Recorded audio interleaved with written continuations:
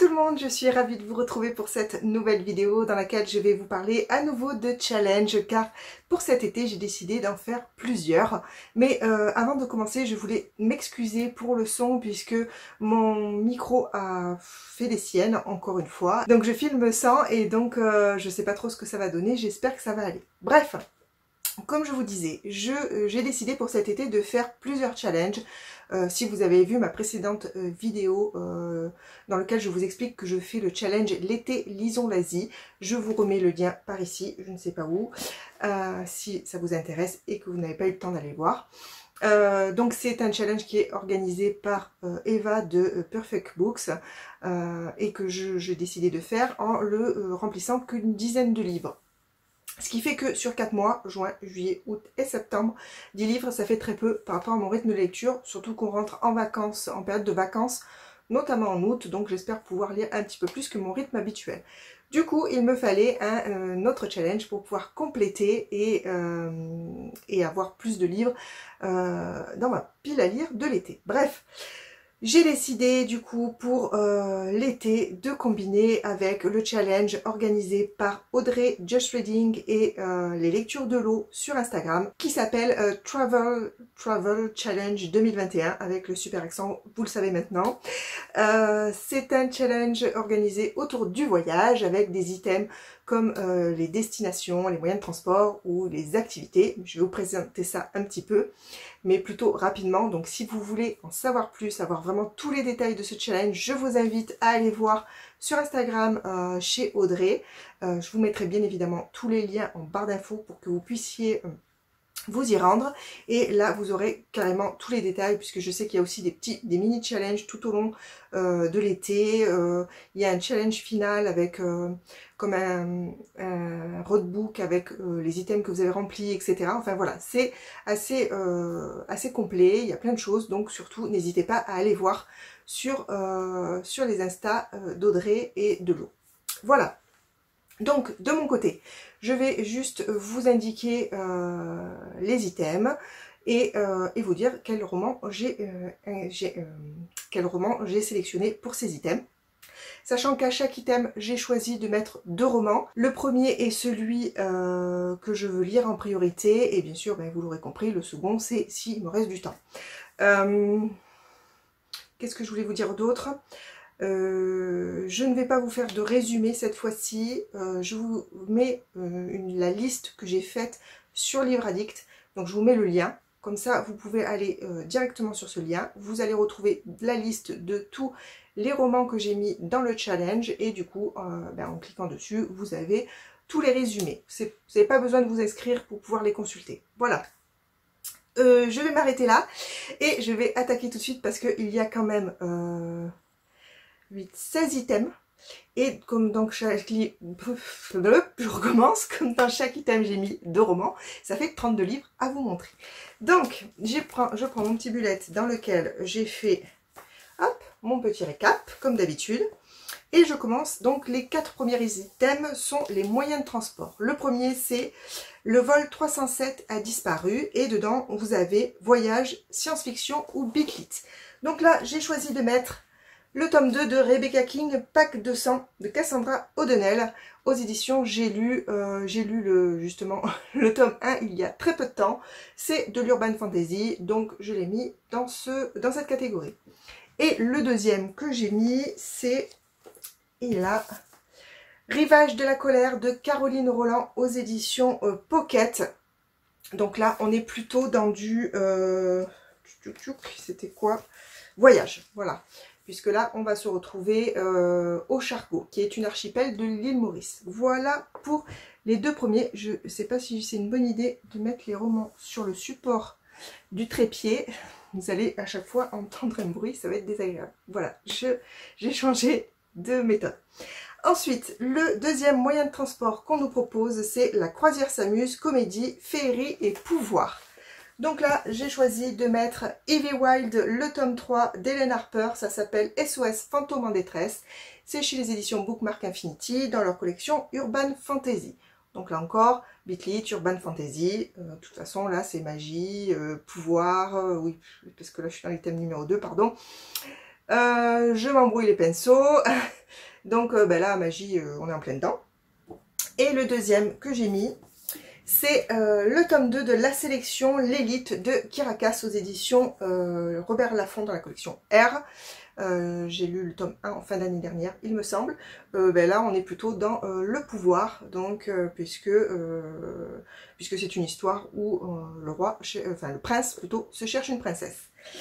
Voilà pour les deux du deuxième item. Ensuite, troisième item, Road Trip Forever. Cette fois, vous avez vu, j'ai assuré.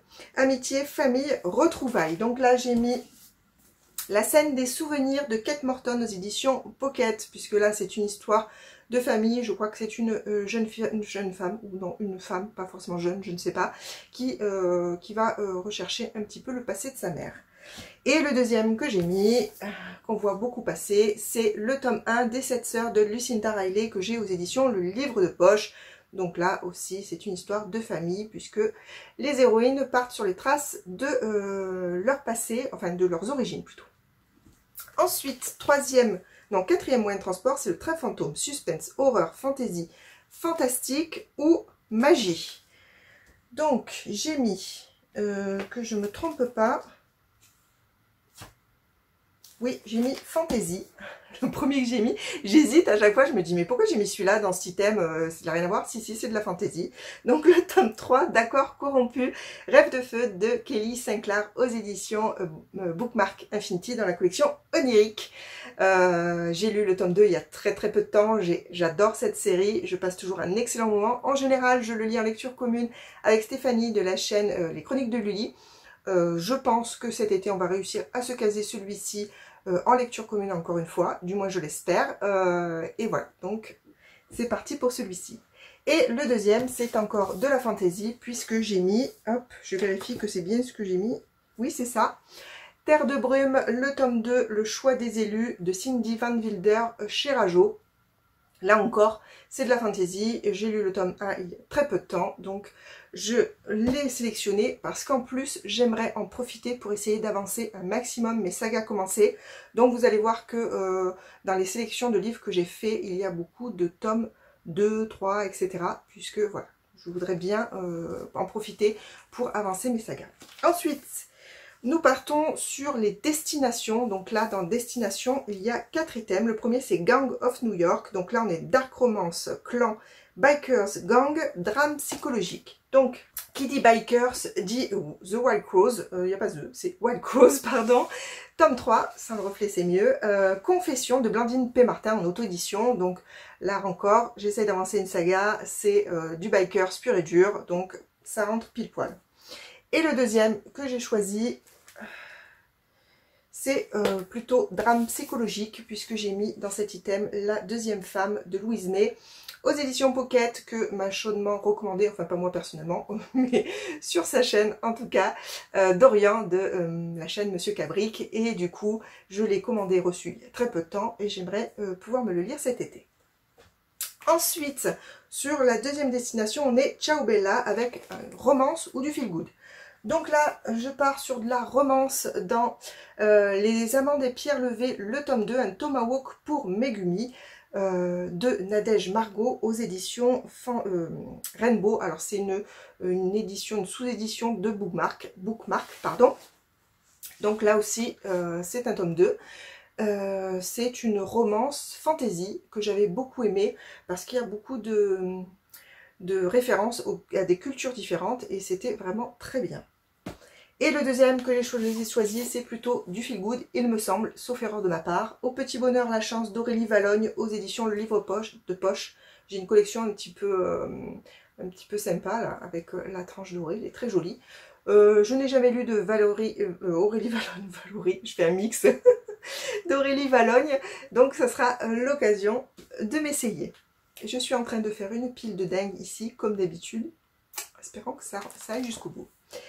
Destination suivante, bienvenue au Wakanda avec de l'aventure et du young adulte. Donc là, tout va bien, ça ne tombe pas. J'ai décidé de mettre Outre-temps le livre 2 de Elisa Mpojo aux éditions Plume Blanche. C'est de l'aventure, c'est du jeunesse, young adulte, c'est entre les deux. un peu jeunesse quand même. J'ai lu le tome 1 que j'ai beaucoup aimé. Du coup, ben, c'est l'occasion de me glisser celui-ci. Et aussi, aventure jeunesse, j'ai mis De brume, de métal et de cendre des éditions Lumen de Gwendoline Clark. C'est le tome 2 de... Comment s'appelle le tome 1? D'encre de verre et d'acier. J'ai un trou de mémoire. J'ai lu le tome 1 il n'y a pas très longtemps. C'est vraiment du jeunesse. Ça m'avait plu moyennement puisque justement c'est un tout petit peu trop jeunesse pour moi. Mais comme j'ai le tome 2 et que c'est une duologie, je voudrais bien en profiter pour me terminer cette saga. Ensuite, on part sur la dernière destination, pardon, qui est Ragnar Lodbrok, thriller, dystopie, post-apo. Donc là, je suis partie, ça fait très longtemps que je n'ai pas lu de vrai thriller. Donc j'ai décidé de mettre Les Refuges de Jérôme Loubry au livre de poche. J'en ai beaucoup entendu parler et en bien, donc ben, j'ai envie de le sortir.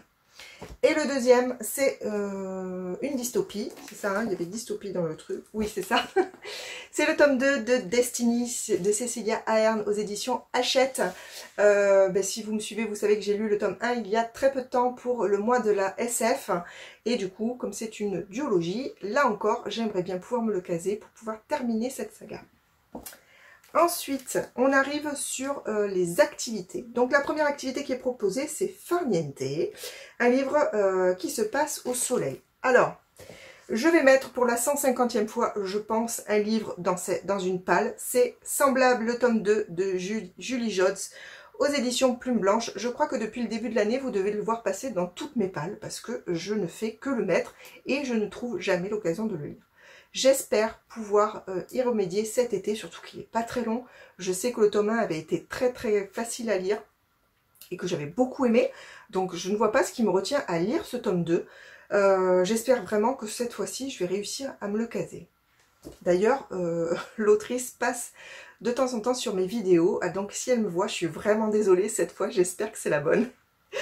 Ensuite, le deuxième que j'ai mis dans cette catégorie, c'est L'île aux enfants d'Ariane Bois aux éditions Charleston Poche. Donc là, on est sur l'île de la Réunion.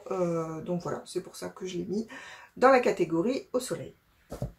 Ensuite, on enchaîne avec la deuxième activité qui est Au cœur de la savane. Un livre jaune, enfin avec la couverture jaune, orange ou verte. Donc là, j'ai mis hop, le tome 2. De Lady Hélène, Le pacte des mauvais jours d'Alison Goodman aux éditions Gallimard Jeunesse. J'ai lu le tome 1 il y a très peu de temps. J'aimerais enchaîner le tome 2 pour pouvoir avancer cette saga. J'ai également le petit tome compagnon, enfin le petit tome intermédiaire, le 1.5. Donc là, il est tout petit. Je me le lirai avant d'attaquer le tome 2. Et j'en ai profité pour mettre également le tome 3 puisqu'il a la couverture verte. Donc... Banco, c'est L'ombre des mauvais jours. Donc voilà, j'espère pouvoir m'attaquer ces deux romans pendant l'été.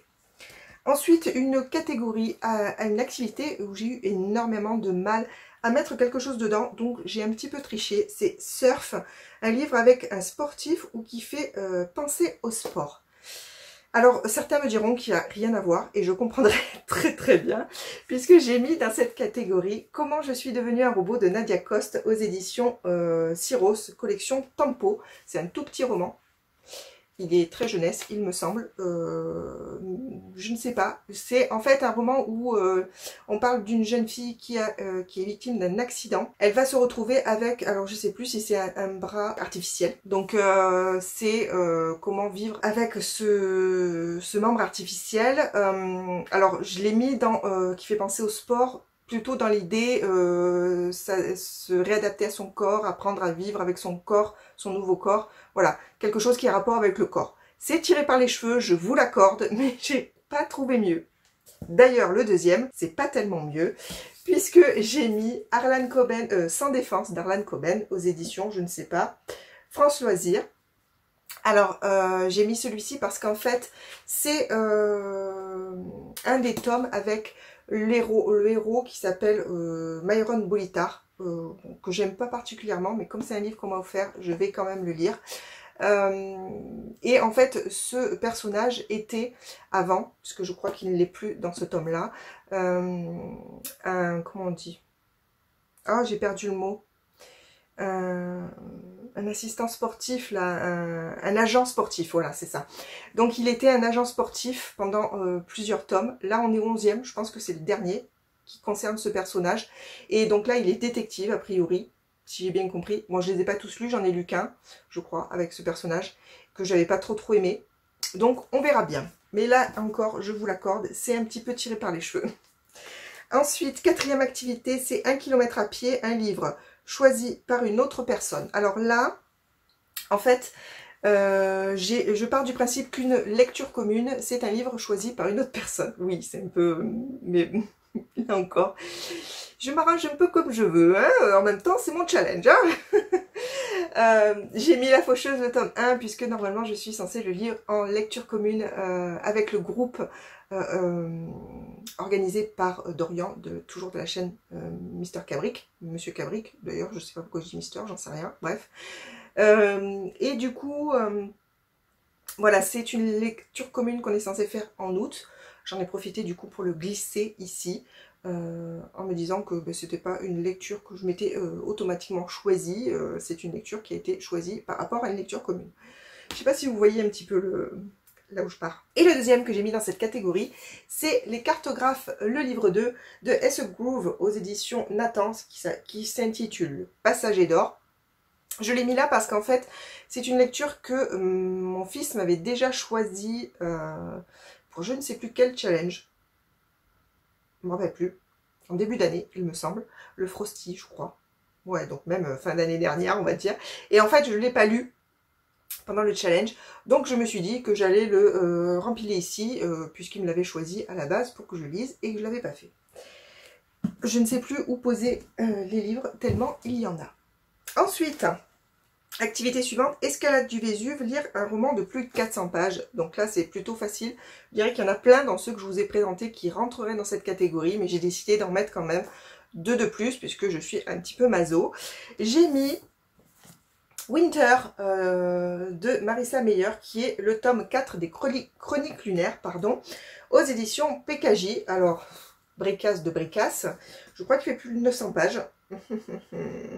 Oui, là je suis déjà à 900... oui, il fait voilà, 983 pages. Beau bébé.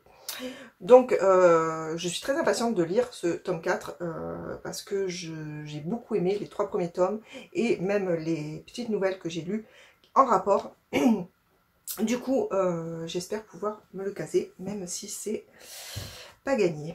Et j'en ai mis un deuxième parce que on sait jamais qu'il me manque des lectures. J'ai mis le tome 3 de La Passe Miroir à la mémoire de Babel de Christelle Dabos aux éditions Gallimard Jeunesse. Voilà, je vous parle pas hein, de ce roman, juste je vous dis qu'il fait 400, je crois, 483 pages. Oh, c'est un bébé comparé à l'autre.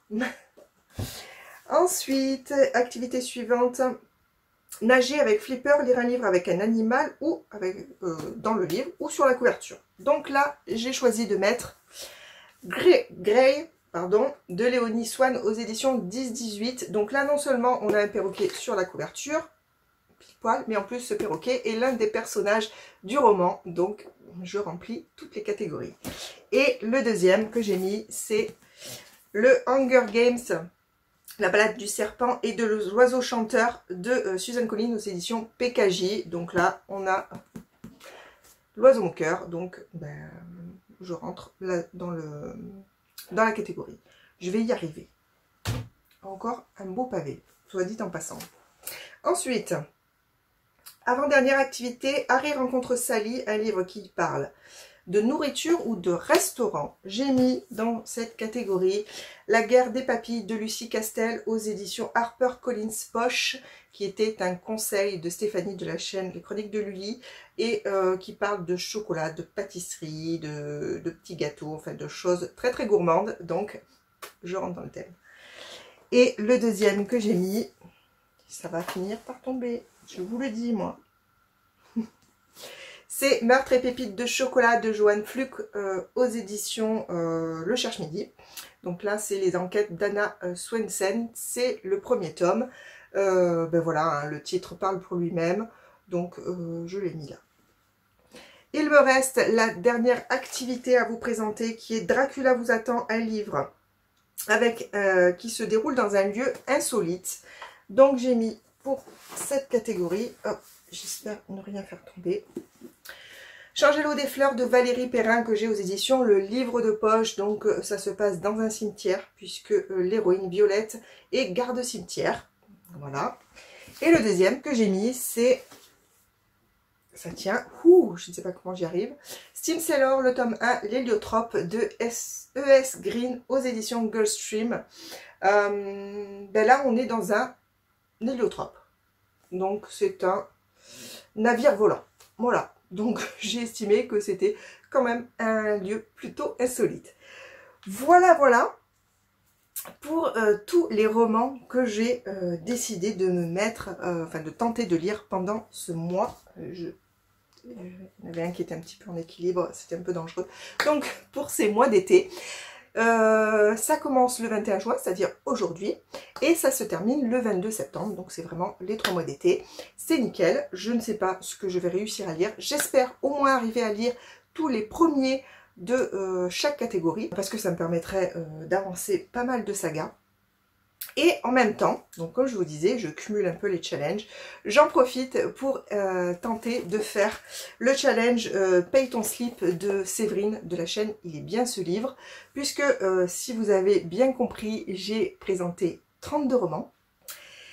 Et sans compter les 10 de l'été lisons l'Asie, donc 42 romans. Normalement, je suis capable d'aller dans la taille XL du challenge de Céline. Bon, il y a un petit bémol, le challenge de Séverine commence le 30 juin, il me semble, et se termine le 31 août. Donc il n'est que sur les 2 mois pleins d'été, juillet et août. Donc autant vous dire que 30 livres sur 2 mois, et j'ai beau lire relativement vite, je ne crois pas pouvoir y arriver. Mais on verra bien. J'en profiterai du coup pour compter tout le mois de juillet et tout le mois d'août ce que je lis. Sachant que pour le challenge de Séverine, pour pouvoir se situer au niveau des catégories de taille de slip, il faut lire au moins 5 livres pour atteindre la taille S, au moins 10 livres pour atteindre la taille M, au moins 20 livres pour atteindre la taille L, et enfin au moins 30 livres et plus, donc du coup 30 livres et plus pour atteindre la taille XL. Donc il faudrait que je lise mes 32 livres ici présents pendant les 2 mois d'été pour arriver à la taille XL. Je pense que j'ai été un petit peu gourmande quand j'ai dit XL. Cela dit, quand je l'ai dit, je pensais que c'était l'été, voilà, 21 juin, 22 septembre. Donc là, je me suis dit, c'est faisable. Sur 2 mois, c'est beaucoup moins réalisable. Je pense pouvoir atteindre la taille L, mais c'est tout. Mais ce serait déjà pas mal. Voilà.